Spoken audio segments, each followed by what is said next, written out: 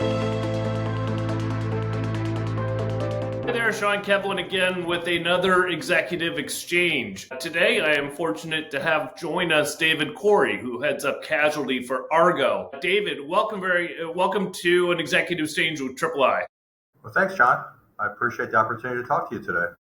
You bet. So today, we want to focus on two issues that I know are dear to you. We want to talk about innovation and we want to talk about attracting new talent to the industry. Argo's got a great program, and we appreciate the sponsorship of this program, even for our own joint industry forum, the Ascend with Argo program, which you might want to just give a little bit of a summary because I'm sure you'll do it better than me.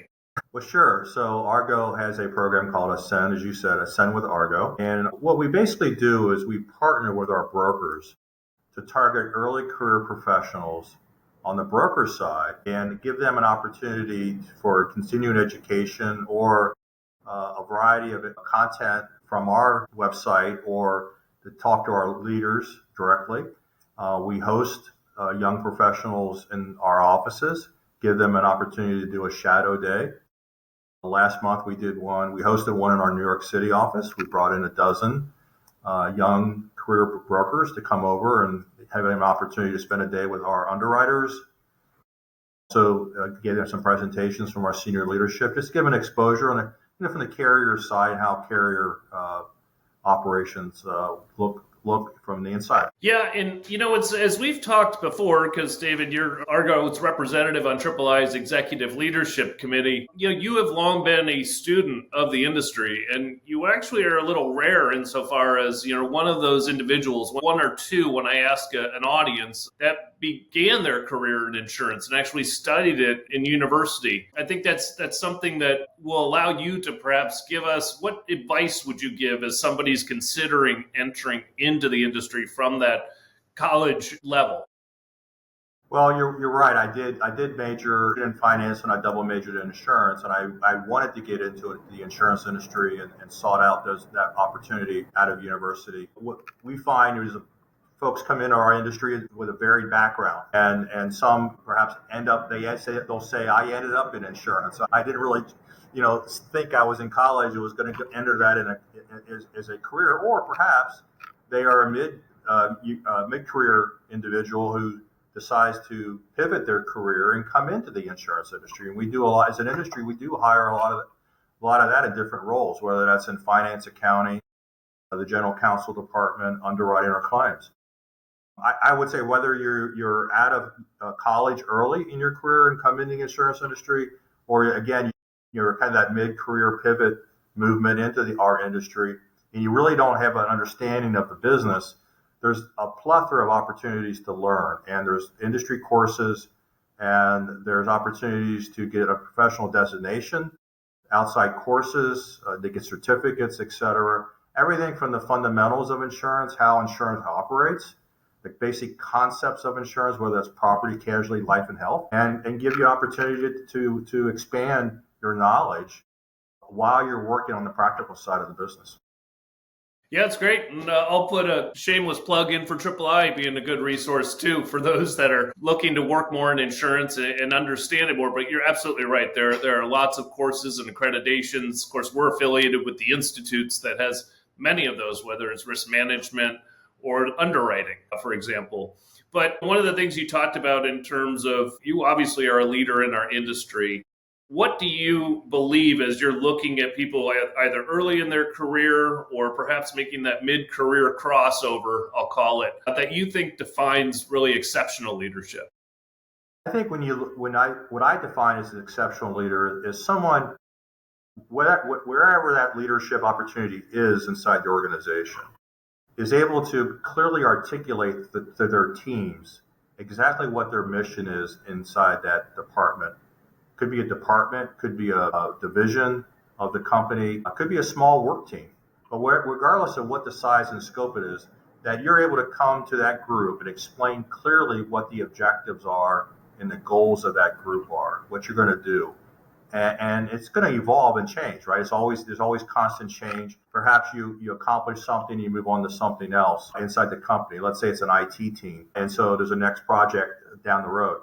But nonetheless, I think you're able to clearly articulate what the goals are and look at that your style of communication, that you're always getting feedback from your coworkers as you accomplish your goals, and giving them an update on where you stand and what's going on. And I really feel like a strong leader is someone who's in it for the people they work with, not for themselves.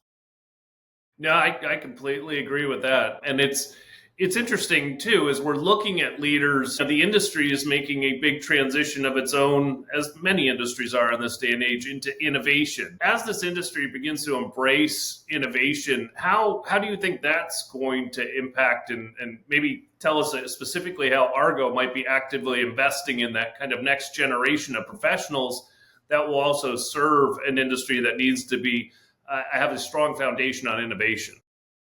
I think it's a parallel course right now.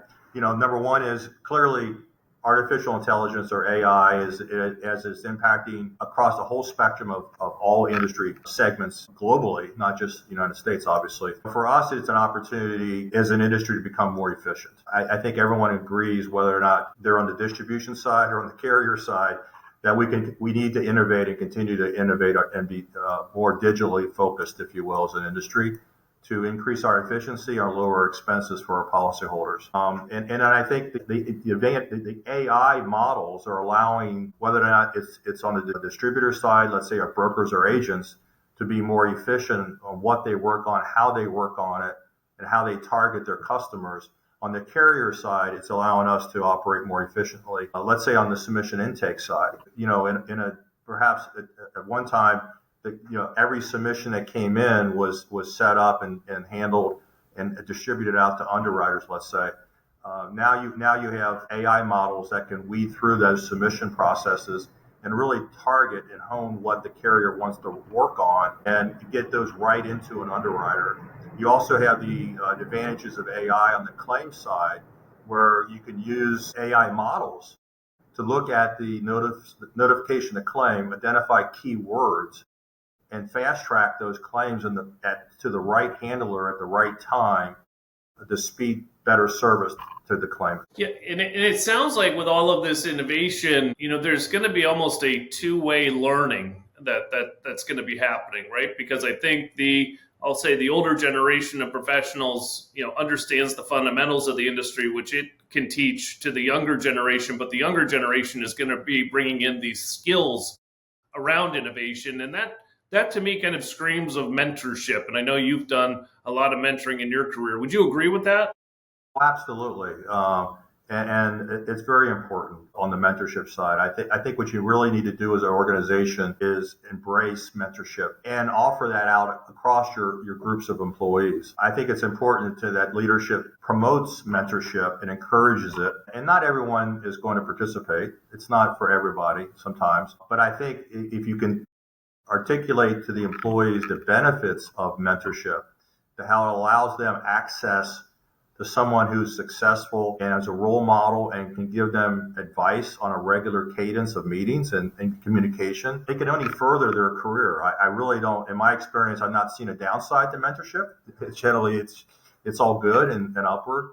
And I also encourage inside our organization that you perhaps have a mentor that's not in your core discipline. I think it's good to reach out across other areas of the company. So perhaps if you're in underwriting, your mentor may be someone in claims. If you're in claims, maybe it's somebody in the finance department or the accounting department. So I think that allows you, as you're checking in with your mentor, to get a perspective of the company that you probably don't see every day.